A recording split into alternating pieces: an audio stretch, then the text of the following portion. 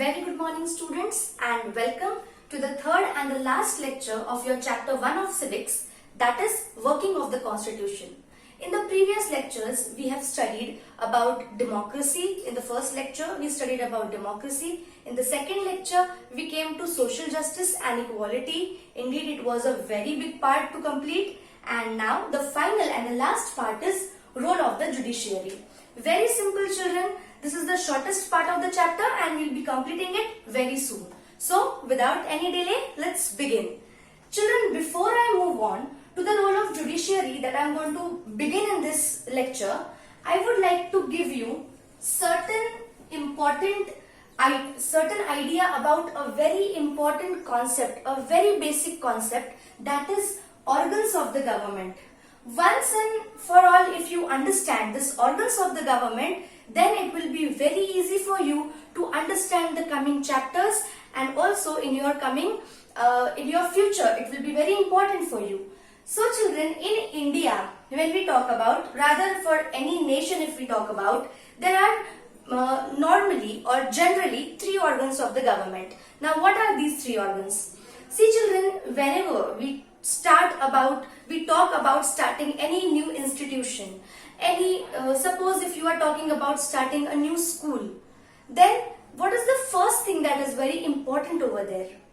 The making of certain rules, certain regulations, right? Because once I start off opening a school, then first and foremost I will have to think about, or I will have to draft certain rules about what will be the timing of my school, what will be the admission process of my school, what is the fees that I am going to charge from the students, what facilities am I going to give to the students, what kind of staff I am going to keep, what will be the qualification of the staffs that I am going to appoint in my school.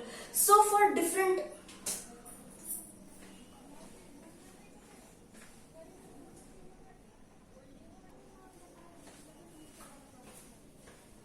Alright, so I was telling you that if you are to open any new school, any new institution, for example we have taken here school, then you have to make a set of rules in the beginning before you start any institution.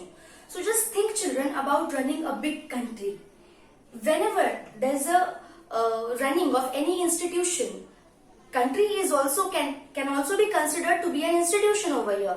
So first we need to make certain laws that how a country we are going to run, just like we have seen in the first lecture.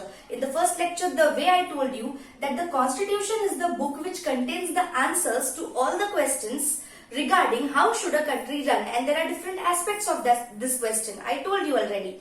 So in the same way, we need to make certain laws. So this law, the work of making laws for a country is with the legislature.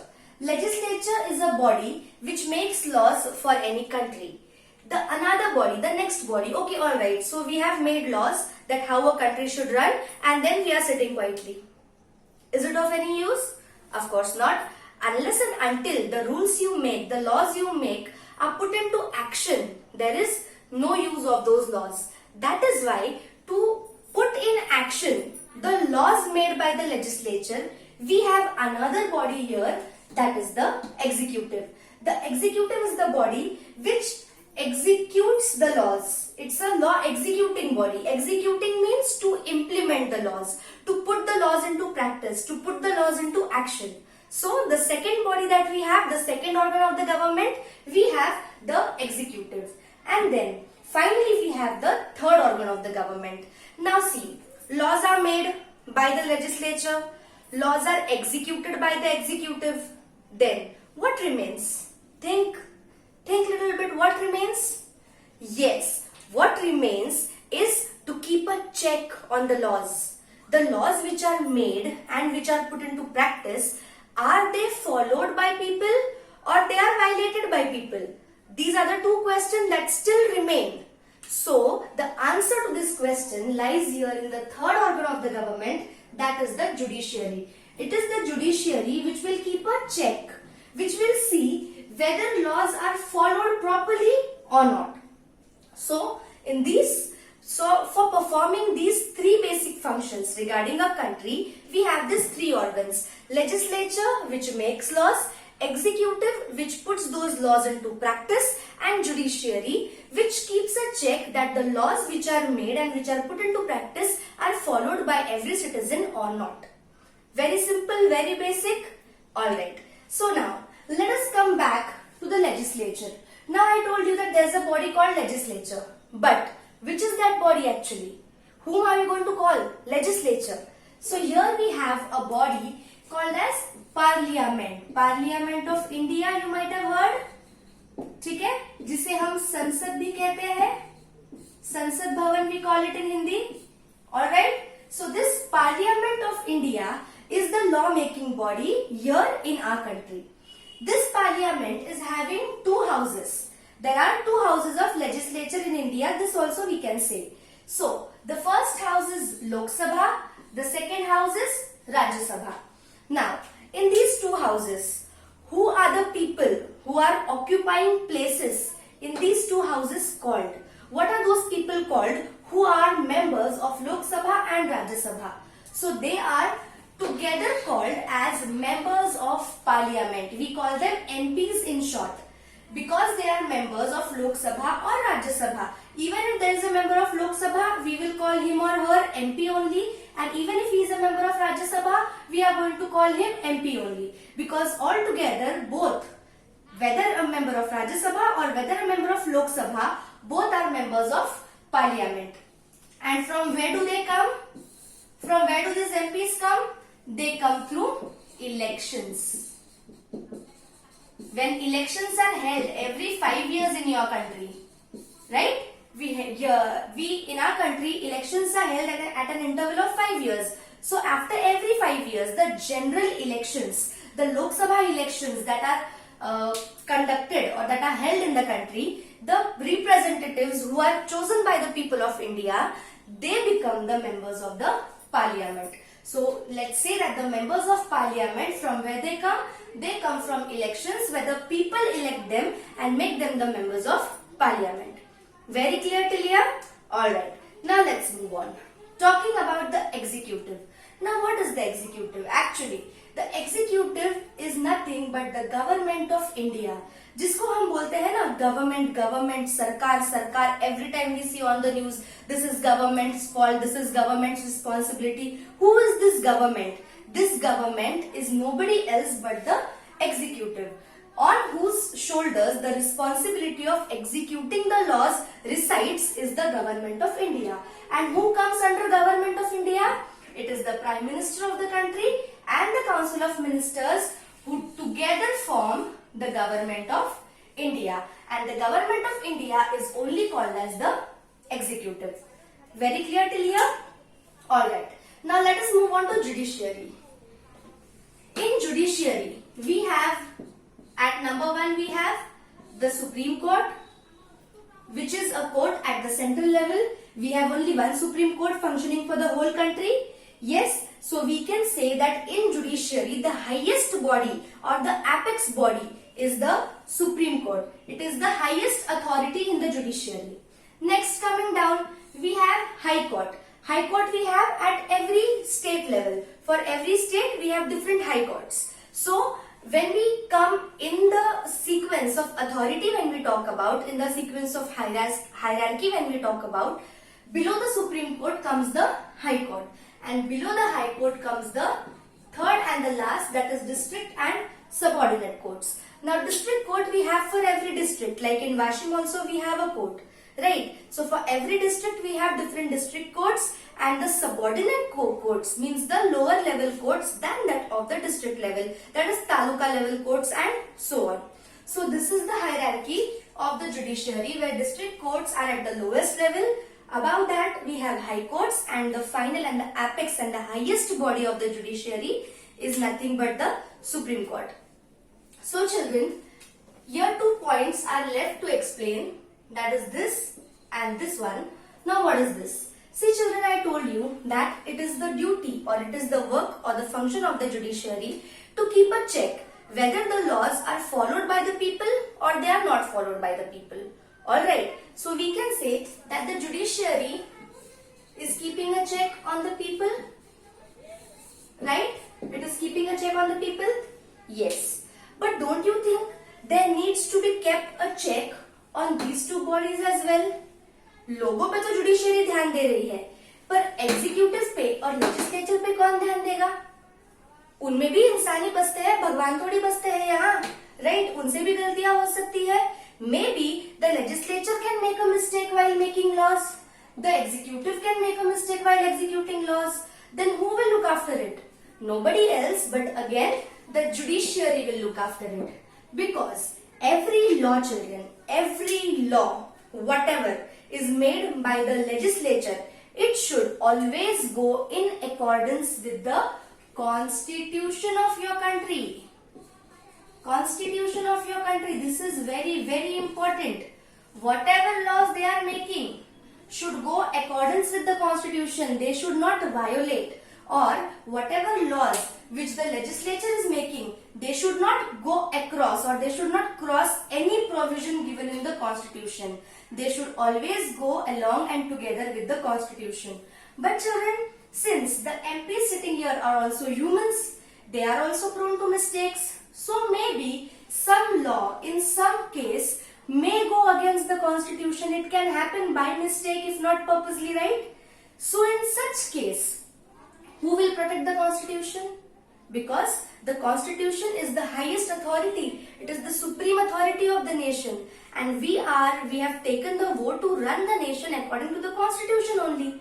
So when the legislature makes a mistake, then who is going to keep a check on it? Again, the judiciary is going to keep a check on it. Because children, it is the duty of the judiciary to protect the constitution. Very, very important. This Supreme Court is also called as guardian of the constitution. Supreme Court is also called as guardian of the constitution. What do you mean by a guardian? See, you might have seen while filling some scholarship forms or etc. in your school, in the end there is parents/guardian sign. So what does mean by guardian? Parent to everybody knows who is a parent, but what about guardian? This word you have seen in those forms, right? So what do you mean by guardian? Guardian means one who takes care of you. A caretaker. A caretaker is called as a guardian. And here we have the Supreme Court as the caretaker of the Constitution. Here the Supreme Court is the guardian of the Constitution. So if any law made by the Parliament goes against the Constitution, then it is the first and foremost duty of the Supreme Court to declare that law as unconstitutional. Why? Why only judiciary is given this responsibility and not executive? Why judiciary only? Because see children, the language of law is very, very difficult. The language of law is not simple like you learn your lessons in English and poems in English. It is very difficult. That language is having lots of different interpretations. Interpretations का मतलब है meaning. एक sentence से आप अलग अलग meaning निकाल सकते हो. Such is the language of law. It's very difficult. And where do we find the expert of law sitting? Yes, of course, in the judiciary, in the courts. The judges who are sitting, they are experts in the field of law. They have studied law. They have made a degree in that. They have experience of so many years. They are practicing law, right? So the experts of law are sitting here in the judiciary. So obviously they will have the knowledge of how to interpret different laws. Interpret means, again what I am telling you, to take out correct meaning of anything means to interpret, means to decipher the meaning, means to decode the meaning. Alright, now what is this interpretation? I'll just give a very, very small and a very, very simple example so you will always remember the meaning of interpretation. Alright, just have a look on the board over here, children. See, I am writing a sentence over here. You all just read that sentence and then you only think about the meaning. Alright.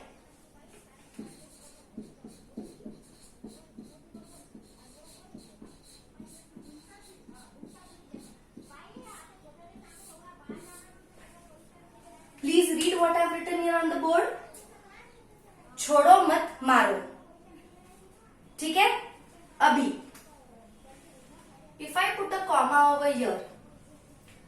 So now read it. छोड़ो मत मारो.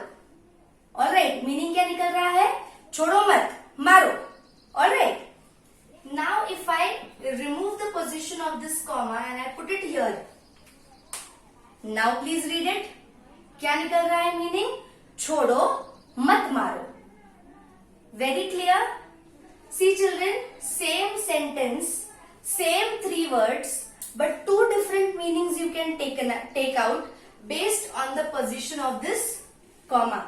Right? अब simple Hindi language में एक 3 शब्द के sentence में अगर इतना डिफरेंस ऑफ मीनिंग हो सकता है, what difference what, in fact it is opposite. Two opposite meanings we can take out just because of the position of a comma. Then first only I told you that the language of law is very difficult. So interpreting the meaning, finding out the correct meaning is the work, or it is the responsibility of only the law experts, and that is the judges who are sitting here in the Supreme Court. Alright, so that is why now our judiciary is having 3 different functions. First function is to see whether the people are following the law properly or not. The second function is to protect the constitution, and the third function is to interpret the laws. Whatever laws are made, whatever amendments to the constitution are made, they should go. For example, if anybody is having any problem with any amendment made to the constitution, then they can approach the judiciary. They can go to the Supreme Court. Yeah, please listen to this very carefully children. Whenever there is a matter of interpretation or finding out the meaning of any provision of the constitution, any law made by the parliament, or any amendment done to the constitution, you can directly move to the Supreme Court. There is no need to go to the district court and the high courts. This cases directly go to the Supreme Courts. Alright, because we need experts of law and those are sitting in the Supreme Court. So very clear, the third important function of the judiciary is to interpret the meaning of the laws. So till here you are very clear children. We are done with the organs of the government. We are done with the different functions of the different organs of the government.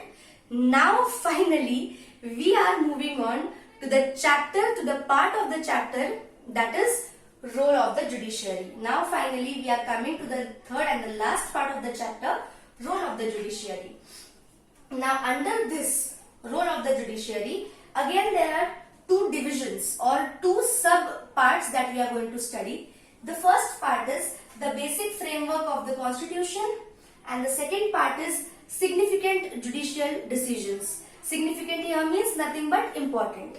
Now talking about the basic framework of the constitution.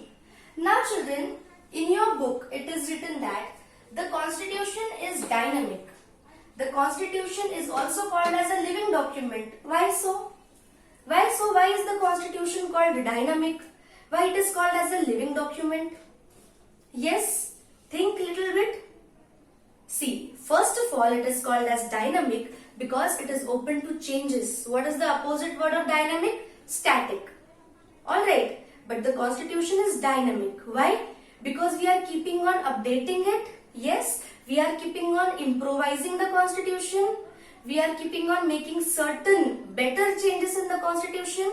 So because of this provision of making amendments to the constitution is called as dynamic. Alright, and it is called a living document because it is not a done and complete document, written and closed. Alright, if it would have been static कि बस एक बार लिख दिया खत्म, अभी इसको कोई हाथ नहीं लगाएगा, तब वो लिविंग डॉक्यूमेंट होती नहीं. But still if we are making certain changes to the constitution and we are running our country according to the constitution, that is why it is also called as a living document. So you have learned 2 new things over here, that the constitution is dynamic and it is also called as a living document. Now let us come to the basic framework of the constitution. Now what is this basic framework? See children, certain things written in the constitution make up the base of the constitution, the foundation of the constitution. They are responsible for the actual character of the constitution. Now what are these things? See, certain things I have mentioned over here. If you want, you can take a screenshot of all this children. I always tell you that taking screenshot is going to be very easy, very beneficial for you when you are going to go through your lessons. So if you want, you can take a screenshot of this. So children, certain things I have written here. See, republic structure and democracy. Republic structure, what did I tell you about the republic structure in the first lecture? Republic means the people will elect the head of the government. The people will elect the person who will rule the country. Right? So this is very basic. If this republic structure, if somebody does an amendment to the republic structure only, alright, they say that okay, we don't want this republic structure, हम एक amendment करते हैं constitution में, हम ऐसा change कर देते हैं कि आज के बाद हमारे इंडिया का republic structure नहीं रहेगा. Just imagine. So don't you think once this republic structure is discarded from the constitution, then don't you think that it is a harm to the democracy? The democracy is not going to survive anymore. Alright. So that is why this republic structure is very important for the democracy that we have in India. Right. That is why republic structure comes in the basic framework of the constitution. It comes in the foundation of the constitution. Then next is what? Sovereignty of the nation. What is sovereignty? That means independence of the nation. Whatever decisions we are going to take in our country with respect to the internal matters of the country and also with respect to the foreign relations, the relations what India has with different countries. Whatever decisions we are going to take with respect to our country, no other country will have a say in it, or no other country can control our decisions. Alright, this is what is called as sovereignty. Simply you can call it independence also. So this sovereignty also forms the foundation or the basic framework of the constitution. Then we have the unity and integrity of the nation, which is another very important aspect. Because you know children, keeping together a country like India is a very tedious task. And the constitution has been doing it from the last 70 and more years. Alright. So protecting the unity and integrity of the country is another very important task of the constitution, and that is why this unity and integrity of the nation makes up the basic framework of the constitution. Next thing what we have is the federal structure of the government. Now what is this? A new word again, federal government. Federal government matlab kya? Suppose I tell you that everybody of you go to school, right? Now you have one main head of your institution, that is your director. He is one single head of the whole institution. He is responsible for every student, for every teacher, right from the nursery to the 10th standard, right? So you have one single head for the whole institution. जैसे हमारे पास हमारा central government है, government of India, one single government for the whole country. But now children, come back to your school. Just imagine, can one person or one head of the government along with few of his helpers or few of his colleagues, can he take care of the whole school? Can he take care of each and every student from nursery to 10th standard? Can he solve the problems of every student? No, because so many students and the management is only a handful of people, right? The director is one single person, and people who are in good touch with the director or who come very close to the director, who are at a greater authority than your teachers, these people are also, who are forming a part of the management, these people are also a handful of people. So they cannot take care of the whole school of all the children, right? So that is why what your director is doing, he is appointing a class teacher. For every class he is appointing a class teacher. What is the use of appointing this class teacher, children? Because a class teacher is having only 50 students in her hand. So she can take care of every student, right? Every student, if any student is having a problem, if any medical problem is there, okay, if any family problem a student is facing, so the teacher can take care of it. The teacher can bring it to the notice of the director, right? So because the director and the management cannot reach each and every student, they have kept class teachers who can reach every student and they can report it to the director, right? So in the same way, since the central government sitting in Delhi cannot take care of every nook and corner of the country and cannot reach out to every citizen of the country, that is why the central government, the federal structure means the government has divided the powers. Divided the powers between whom? The central government and the state government. Now state government is close to the people, and the state government has to take care of only that particular state. Just like a class teacher has to take care of only her class, in the same way the state government has to take care of only that particular state. Alright, so it is quite easy then. Because of this division of powers, the running of the country, just like the running of the school becomes easy, in the same way, because of this federal structure, this division of powers between central and state government, the running of a country becomes very smooth, it becomes very easy. Alright, so that is why this federal structure also forms a part of the basic framework of the constitution. Now, moving on, supremacy of the constitution. Supremacy matlab that the constitution is the supreme. It is having the supreme power and the country will always run according to the constitution. Then next is secularism, which I have already explained to you. Secularism is nothing but freedom of religion. A freedom to practice any religion of your choice. A concept which treats every religion equally. So secularism again forms the basic framework of the constitution. And finally, we have the fundamental rights. Now, what are fundamental rights? See children, fundamental rights means basic rights.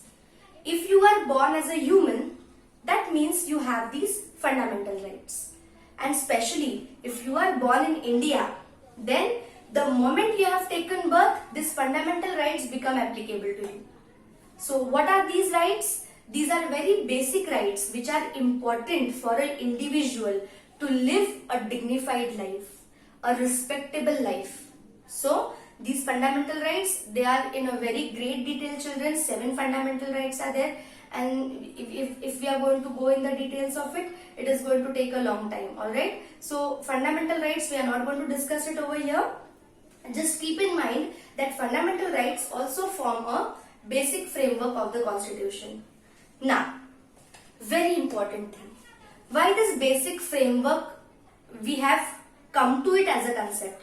What is the use of this basic framework?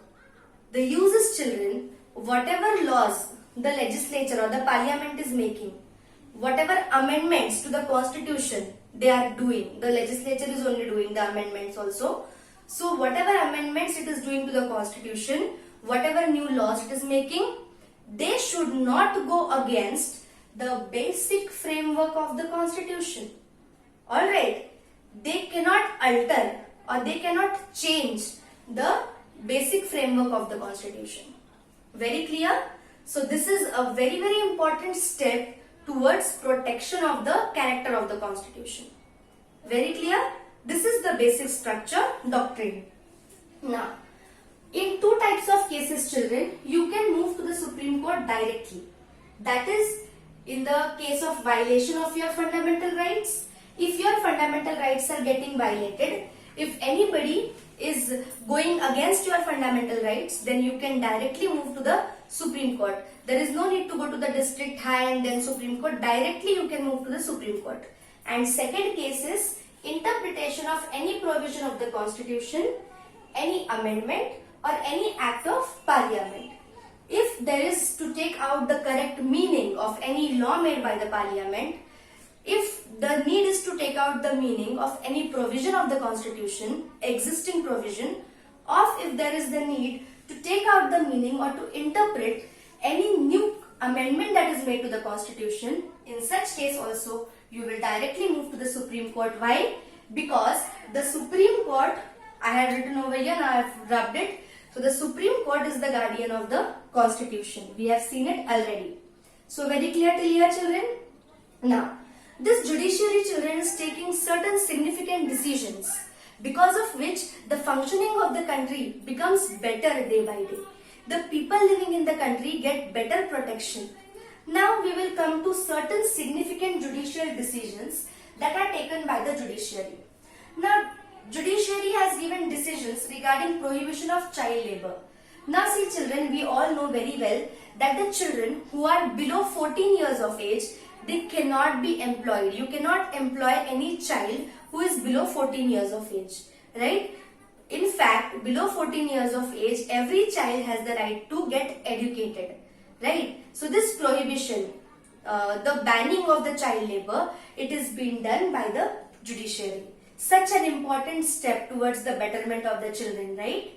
Then next is domestic violence. I told you about domestic violence in the previous lecture, that women who are beaten up, who are abused physically, mentally, verbally by their in-laws in their own house, the Supreme Court has again given a decision about the domestic violence, prohibition of domestic violence. And there is a very, very strict punishment if any woman files any case in the court in respect of domestic violence, then the court is liable to give very severe punishment to the guilty or to the accused. Alright. Then the very, very recent decision of the Supreme Court, children. I hope all of you are aware about this decision, and that is about triple talaq. Very, very important decision in the history of Indian judiciary. Triple talaq. Still, even if some of you are not aware about it, I will explain it to you. Triple talaq was a tradition in the Islamic society. It was such that once a man is married to a woman and there are certain problems between husband and wife, then if the man thrice says this word, talaq, talaq, talaq, if the man says this thrice, then the wife is divorced. There is no need of any documents, there is no need of any court matter, nothing. The wife is thrown out of the house.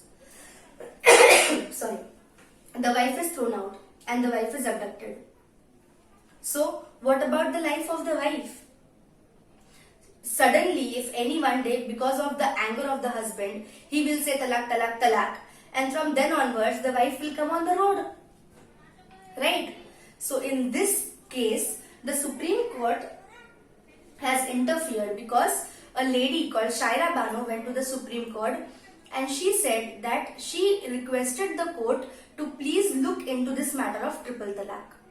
And the court gave decision in the favor of the women that this triple talaq is not allowed in India henceforth. So because of this, what happened, children? The women belonging to the Islamic community, belonging to the Muslim community, received better protection from the government. Did you understand? So this judiciary and the work of the judiciary is very, very important in making the lives of the people better and better, especially talking about the weaker sections of the society. When we are talking about the backward classes, the women, the children, these are the weaker sections of the society. And when the judiciary gives certain decisions in their favor, then they are getting better protection of law and their lives become better and better to live in. And then our democracy also gets on becoming better. So children, such is the role of the judiciary, which is very, very significant with respect to our democracy and also very, very significant with respect to the keeping of the supremacy of the constitution. So that's it, children. Here we finish our first chapter, that is working of the constitution. Please note down some revision questions for you. Alright, the first question is, the constitution is dynamic, explain. The constitution is dynamic, put a full stop and then write explain. And next question, only 2 questions we have. Next question, list some of the significant judicial decisions.